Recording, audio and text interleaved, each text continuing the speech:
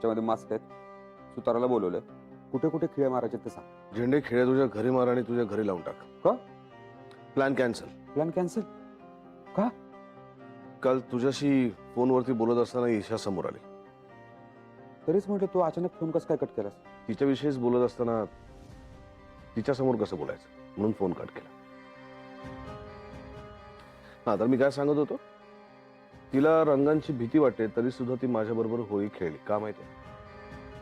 कारण तिचं प्रेम आहे माझ्यावर. मग बघायला तू मास्क तू घेऊन जा तुझ्या घरी, कारण 24 तास आम्ही दोघंच असतो या खोलीमध्ये आणि 24 तास ती माझ्या प्रेमात असते, त्यामुळे ती काही घाबरेल असं मला वाटत नाही. प्लॅन कॅन्सल करा, अजून प्रेम करा, मग अशी वाट लागते. घाबरे.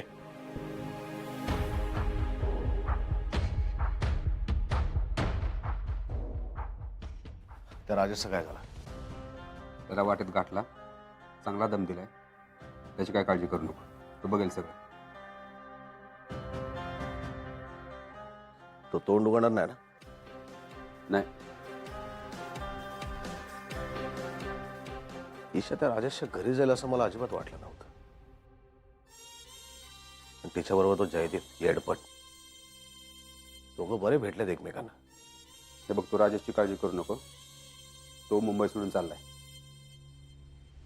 ऑफिसमध्ये पण ती जे जे करणार नाही असं वाटत होतं ते ते ती सगळं करते. माझे काही अंदाज चुकतात झेंडे. त्या दिवशी ती मला काय म्हणाली माहिती? काय?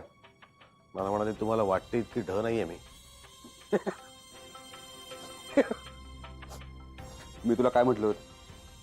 तुला जसं वाटेल तशी वागेल, याची काय खात्री आहे? आणि तिला जे वाटतं ते ती करू शकणार नाही याची तरी खात्री आहे का आपल्याला?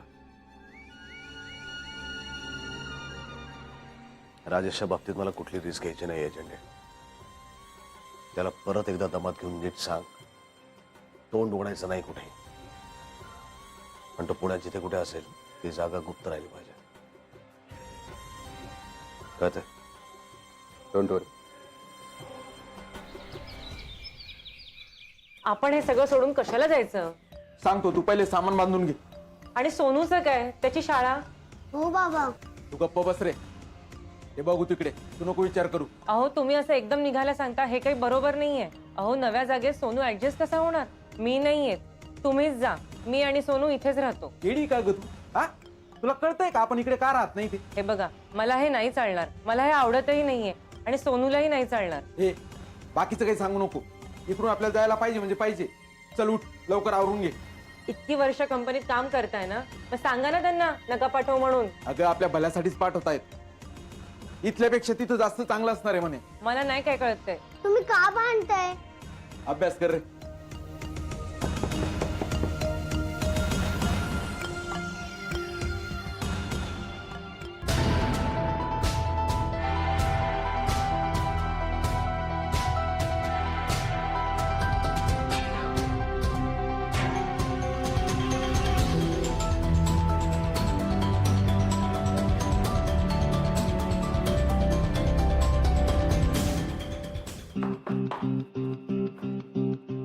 ईशा, ईशा, साहेब, काही हवंय का? ईशा कुठे? नाही, मला तर दिसलं नाहीत. मला वाटलं वरच असतील. नाही, वरती नाहीये. म्हणता? आई साहेब, ईशाताई कुठे गेल्यात काही माहितीये का? नाही. ही राजेशच्या घरी गेली की काय?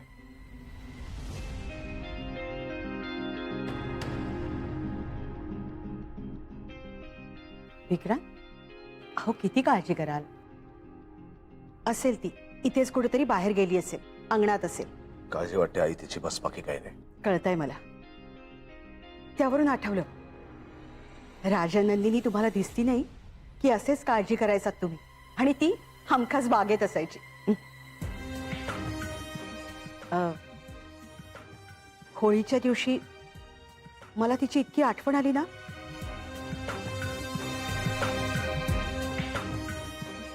मी येतो. विक्रांत, नाही म्हणता म्हणता ईशा होळी खेळली की हो? तुम्हाला आश्चर्य नाही वाटलं? ती माझ्यासाठी खेळली आई साहेब. तिला खरं म्हणजे रंग आवडत नाहीत, होळी खेळायला आवडत नाहीत, पण केवळ माझ्यासाठी ईशा होळी खेळली, बस, बाकी काही नाही. मी बघतो तिला.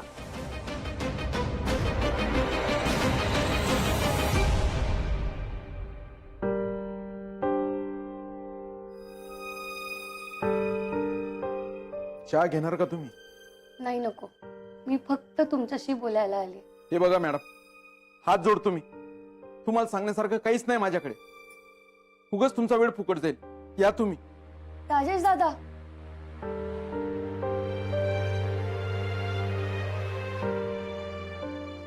कंपनीचं भलं झालं तर तुमचं सुद्धा भलंच होणार आहे. मला सांगा, आपल्या शेताला जर कीड लागली तर आपण काय करतो? औषधांचा फवारा मारतो ना, का शेत सोडून दुसरीकडे निघून जातो आपण? मी तर त्यांना केव्हापासून हेच सांगते. अहो, आमचा मुलगा लहान आहे, त्याची शाळाही इथे आहे आणि त्याचे मित्रही. तुझं नाव काय आहे? सोनू. जा ईशाताईंच्या पाया पड. नको. ए, शाळेत जातोस ना? मला सांग, तुला मोठेपणी काय बनायचंय? कंपनीचा मालक. अरे वा, वेडाच आहे. सोपं असतं का कंपनीचा मालक होणं? का नाही होणार? नक्की होईल सोनू कंपनीचा मालक. ऑल द बेस्ट तुला. थँक्यू. विषयतही आता भेट होईल का नाही माहित नाही. या तुम्ही. राजेश दादा, तुम्ही प्लीज असं करू नका.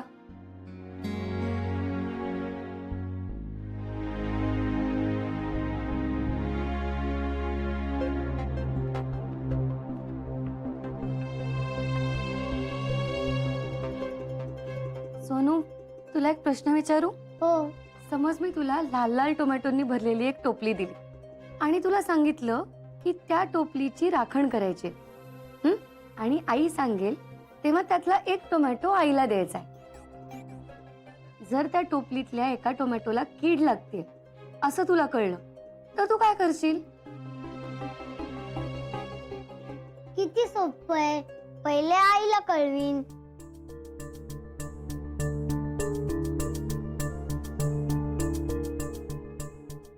बरोबर.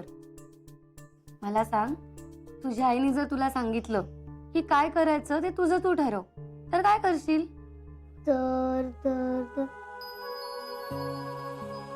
हा, तर मी तो टोमॅटो घेऊन फेकून देईन, म्हणजे दुसरे टोमॅटो छान राहतील. राजेश दादा, खूप हुशार आहे तुमचा मुलगा. इतक्या वेळ मी जे तुम्हाला सांगायचा प्रयत्न करते ते यांनी नकळतपणे सांगून टाकलं. तुम्ही या कंपनीत नवीन लागलात का? हो, याआधी कधीच मी एवढ्या मोठ्या कंपनीत काम केलेलं नाहीये. खरं तर मी अगदी साध्या घरातून आले. माझ्या बाबांचं स्वतःचं साडीचं दुकान होतं, पण नंतर ते कर्जबाजारी झाले आणि त्यांना दुकान दुसऱ्या कोणाला तरी विकावं लागलं. आणि त्याच दुकानात त्यांना नोकरी करावी लागली. म्हणजे मालक नोकर झालेत? हो, माझे बाबा अजूनही त्याच दुकानात नोकर म्हणून काम करतात, पण त्यांना ह्या गोष्टीचं जराही दुःख वाटत नाही. तुम्हाला माहितीये, माझे बाबा नेहमी सांगतात की आपल्यासारख्या सामान्य माणसांकडे संपत्ती कधीच नसते, असतो तो फक्त मान. आणि आपण आपलं काम प्रामाणिकपणे करत राहायचं आणि त्या बदल्यात जे काही मानधन मिळेल ते आनंदाने स्वीकारायचं. मान महत्वाचा, धन नाही, असं कायम माझे बाबा म्हणतात. त्यामुळे मला माझ्या बाबांचा प्रचंड अभिमान वाटतो. येते मी.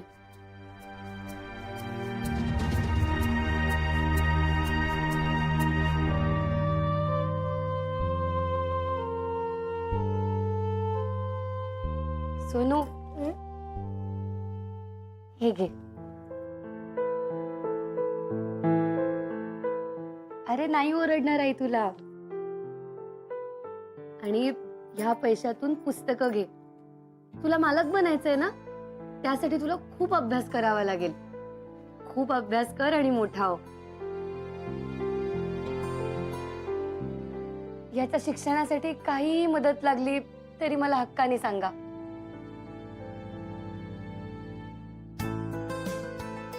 मावशीला सांगशील ना सोनू? हो मावशी.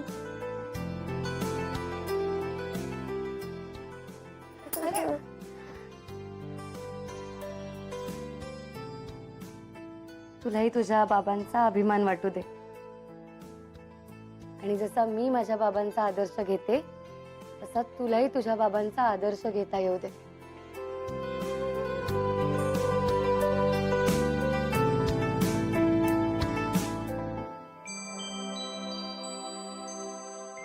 येते मी.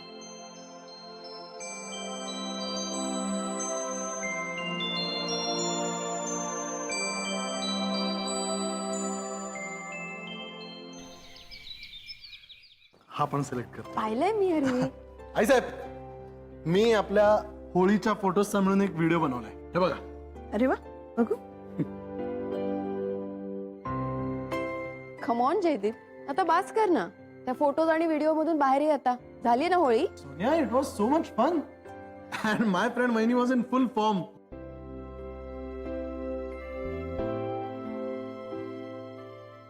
Bye the way, where is my friend वहिनी? मला तिला पण दाखवायचा हा व्हिडिओ. तिच्या मोबाईल वरती सेंड कर ना. No no, I want to see it with her. Oh, my friend Vaini, you want to live 100 years, don't you? काय झालं वहिनी? Any problem? भाऊजी, मी त्या राजेशच्या घरी गेले होते आज. Oh, really? मग आईसाहेब भाऊ, तू त्या माणसाचं नाव सांगायला अजिबात रेडी नाहीये. काय करणार आता आपण? जर एखाद्याने ठरवलंच असेल की काहीच सांगायचं नाही, काहीच बोलायचं नाही, तर आपण करूच काय शकतो? मला तर आता कुठलाच मार्ग दिसत नाहीये. भाऊजी, मला नाही वाटत आता हा प्रॉब्लेम माझ्याच्याने सॉल्व्ह होईल. Come on, my friend Vaini. सगळं व्यवस्थित होईल. डोंट वरी. तू हा व्हिडिओ बघ.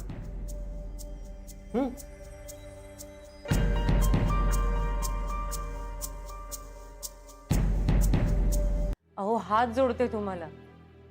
साथ द्यायची असेल ना तर ईशाताईंनाच द्या. तुला यातलं काही माहित नाही. तू गप्प बस जरा. अहो, काही ओळख नसताना सोनूच्या शिक्षणाची जबाबदारी घ्यायला तयार झाल्या त्या.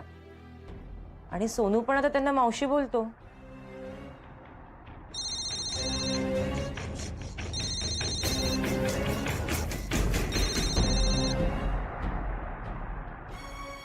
हॅलो. हा साहेब, निघाला का? निघतोय साहेब. सामानाची बांधाबांध सुरू आहे. ते झालं की निघतो. कधी निघणार आहे? रात्रीपर्यंत निघतो ना साहेब. लक्षात नाही सांगितलेलं? हो हो ना साहेब. तोंड उघडलं तर काय होईल माहिती आहे ना? माहिती ना साहेब, माहिती. ठेव फोन.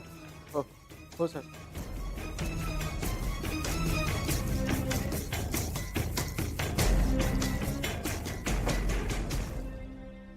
बघत काय बसली माझ्या तोंडाकडे? चल आवर लवकर, नाहीतर त्या लोकांचे फोनवर फोन येत राहतील. चल उठ, आवर. हे बघा, तुम्ही त्यांचं नका ऐकू. तुम्ही ईशाताईंचंच ऐका. खूप चांगल्या आहेत मॅडम. अहो, आपल्या सोनूला आशीर्वाद दिला त्यांनी. आणि खरं सांगू का, तुम्हाला जर मदत करायची असेल ना तर ईशाताईंचीच करा. तुमच्या हातून जर काही चांगलं घडावं असं तुम्हाला वाटत असेल ना तर तुम्ही त्यांचीच साथ द्या. हे कंपनीतले लोक कसे आहेत मला माहित नाही, पण ती मुलगी खूप चांगली आहे आणि तिच्या मनात कोणाबद्दल वाईट नसणार हे मी तुम्हाला सांगते. अहो, जरा विचार करा ना. ती स्वतःपेक्षा कामगारांचाच जास्त विचार करते. जे लोक तुम्हाला फोन करतात ना ते फक्त स्वतःचाच विचार करतात. त्यात तुमचं भलं काहीच नाही. आणि जर तुम्हाला वाटत असेल की सोनूला तुमचा अभिमान वाटावा, तुमचा आदर्श घ्यावा, तर तुम्ही नक्की ईशाताईंचीच मदत करा.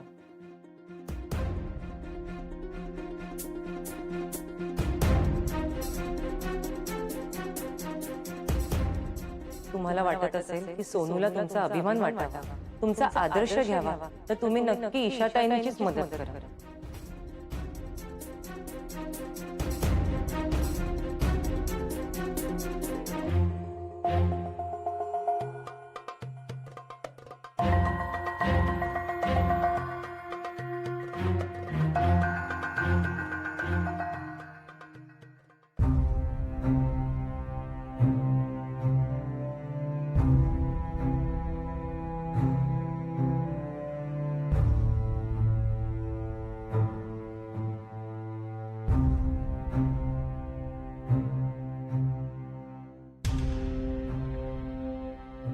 हे बघा मॅडम, हात जोडतो मी.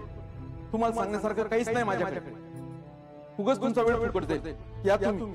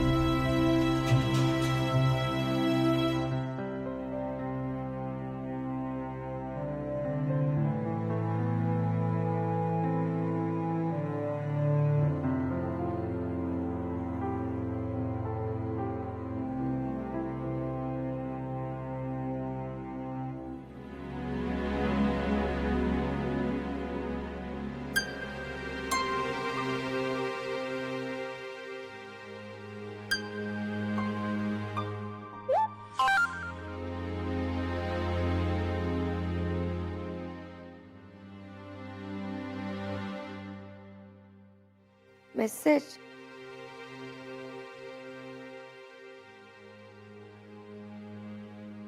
मॅडम, माझं नाव कोणाला सांगू नका.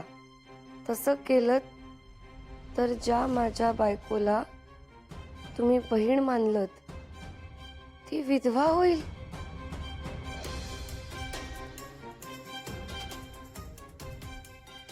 आणि ज्या माझ्या पोराला आशीर्वाद दिलात ना तो अनाथ होईल. तुमच्या कंपनीत फ्रॉड करणाऱ्या माणसाचं नाव आहे गजा पाटील. गजा पाटील. गजा पाटील. गजा पाटील. ठीक आहे, ठेव पण. राजेशशी बोललो मी, रात्री निघतोय.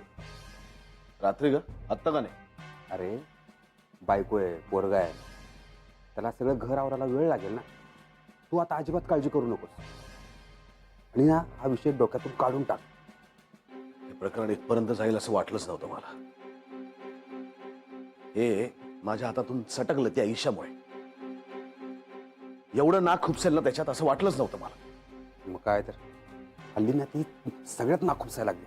नाही पण ठीक आहे, आता राजेश इथनं गेला की हे प्रकरण संपेल. पुढे काय करायचं ते बघून घेतो मी. तू ना तुझ्या बायकोला आवर आधी. तेच म्हणतोय मी, तेच सांगतोय. सर, या फ्रॉड माणसाचा शोध लागल्याशिवाय मी ऑफिसला येणं बंद करणार नाही सर. म्हणजे इतक्यात घरी बसणार नाही ती? नाही नाही, तसं होणार नाही. मी बघतो काय करायचं ते. मी तिला सांगेन की बघ राजेश आता पळून गेलाय, हे प्रकरण आता संपलंय, त्यामुळे याच्या पुढे जे काही करायचं ते मी बघून घेईन. तू आता घरी बस. Well done Isha, well done. तिची पाठ थोपडली ना मी खुश होऊन जाईल. विक्रांत, मला तर हल्ली खूप भीती वाटते. ती ना कधी केबिनचं दार उघडेल आणि आत येईल आणि म्हणेल सर. सर,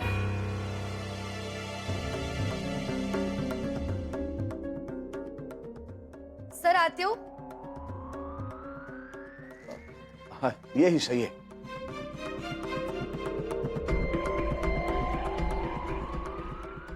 सर, मला त्या माणसाचं नाव कळलं.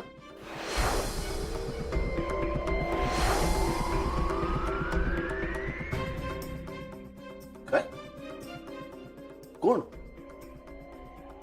सर, त्या भ्रष्ट माणसाचं.